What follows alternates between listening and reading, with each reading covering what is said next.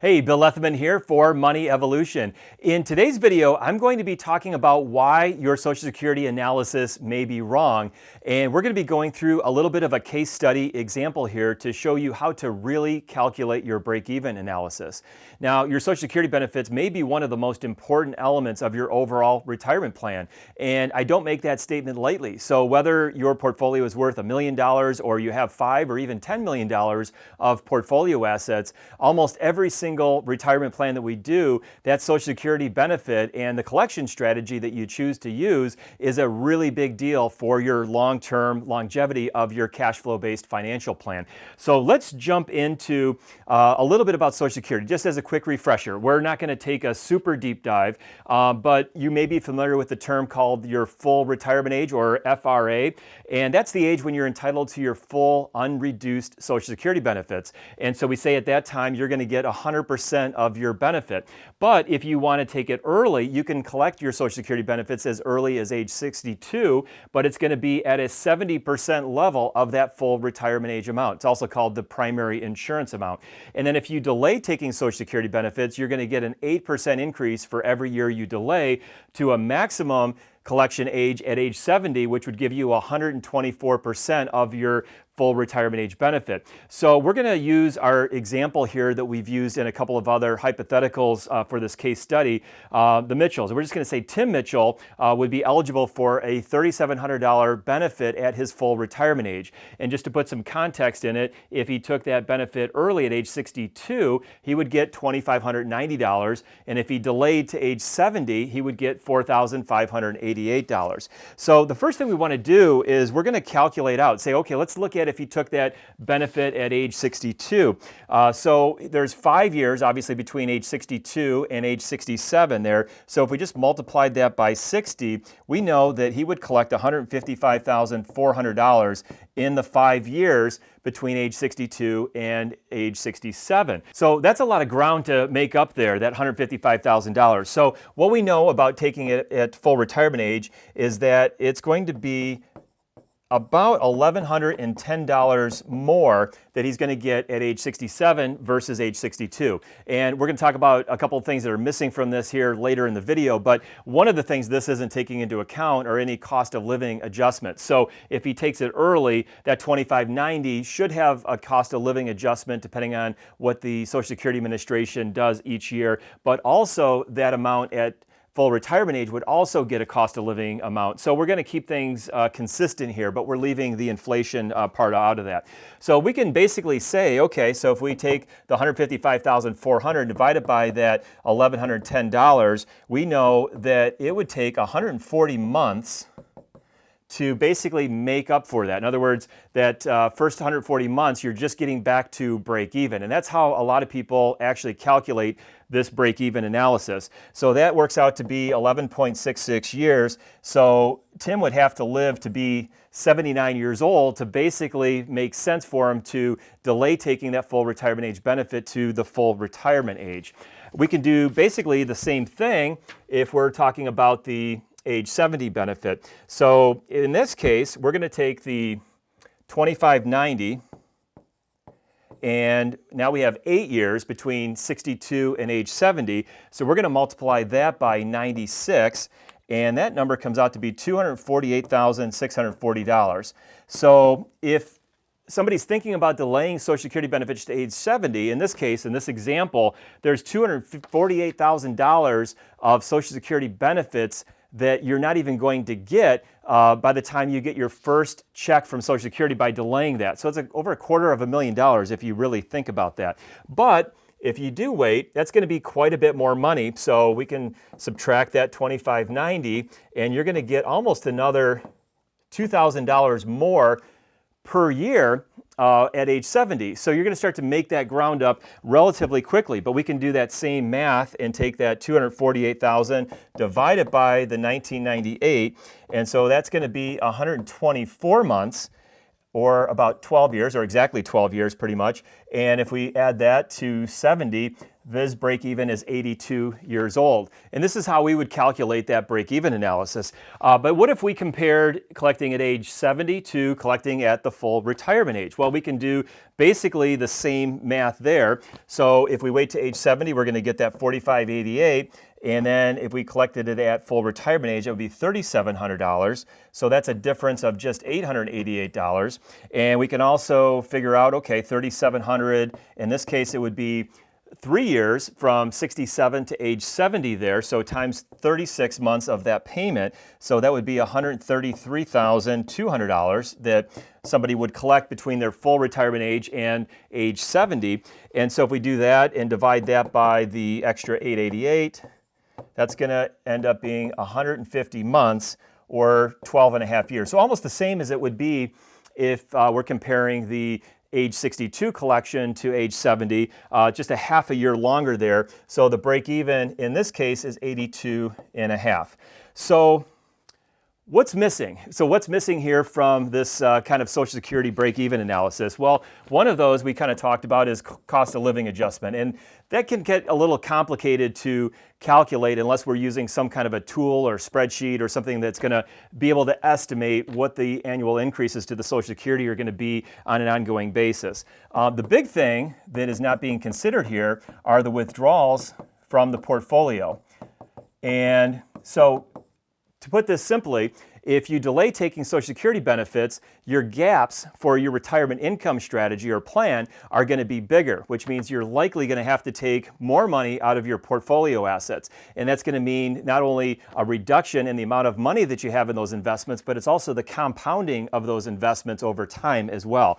So taking withdrawals into a portfolio isn't really being considered when we're talking about this break-even analysis. And by the way, there are some tools online that you can do this, but again, it's going to be overly simplified. And without it having the full context of that cash flow based financial plan, it's going to be missing that withdrawal aspect of the portfolio. The other one is going to be the rate of return.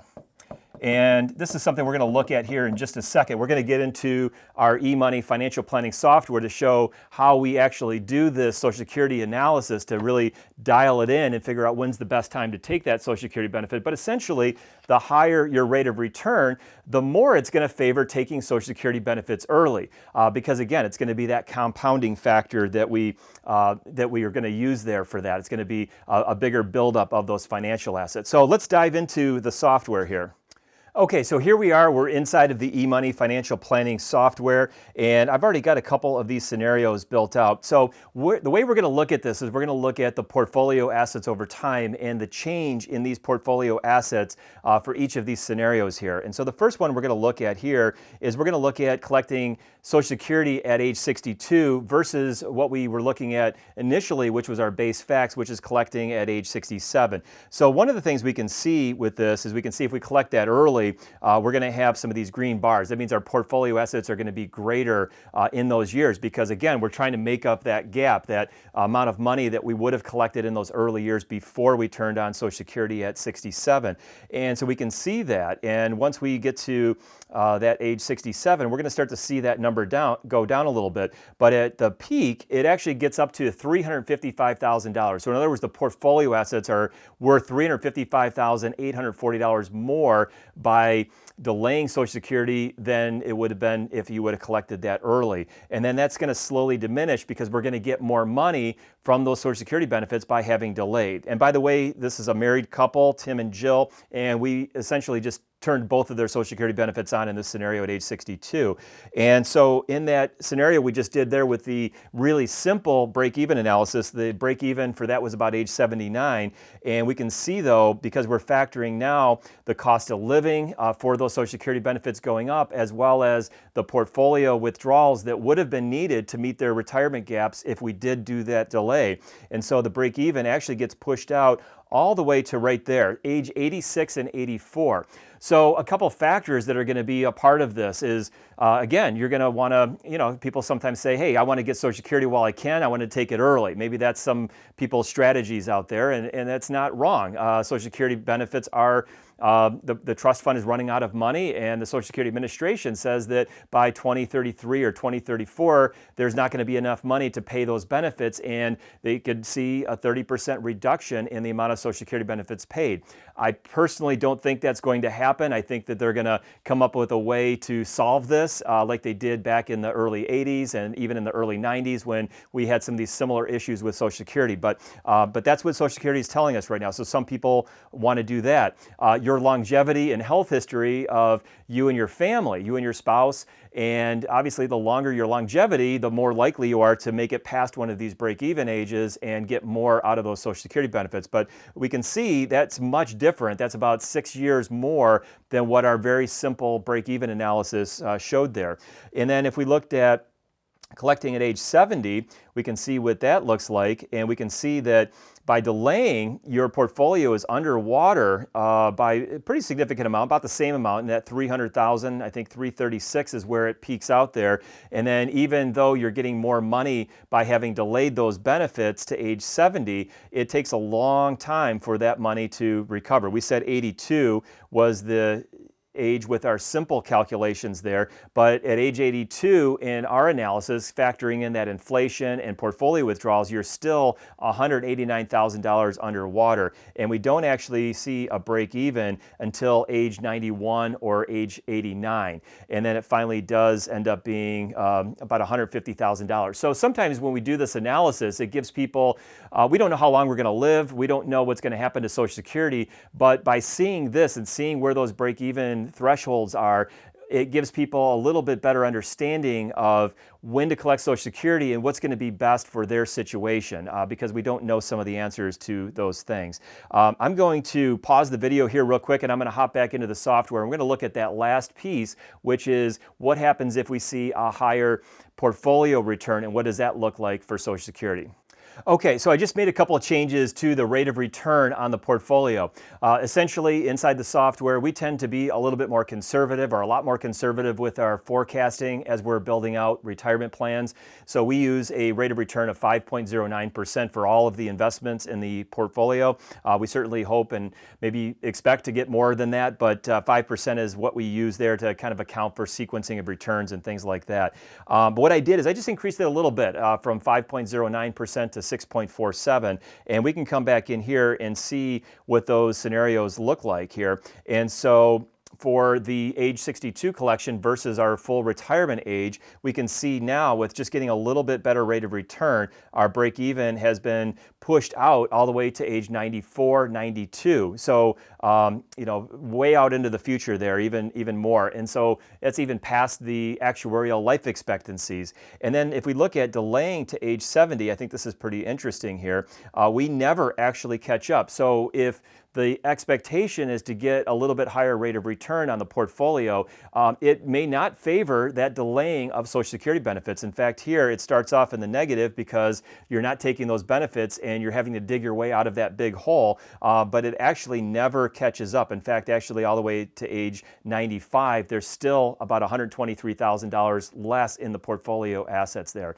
So I hope this is giving you a little bit of an idea of just how we kind of go through the software and some of the decision making that we do here with this. By the way, if you want to learn more about any of that, we have two programs for doing financial planning. The Retirement Time Machine program, which is our core program that I think fits about 90% of the people out there getting ready for retirement and answering all of these questions. You can learn more about that at retirementtimemachine.com. And then if you're in a higher net worth situation or have a lot of different moving parts and a little bit more complexity, we have our Money Evolution plan, which is our high level plan there. There are different price points in that for sure. But anyway, we'll put links to all of that stuff down in the description below. And if you like the video, don't forget to hit that like and subscribe button, and we'll see you back in one of our next videos. Thanks.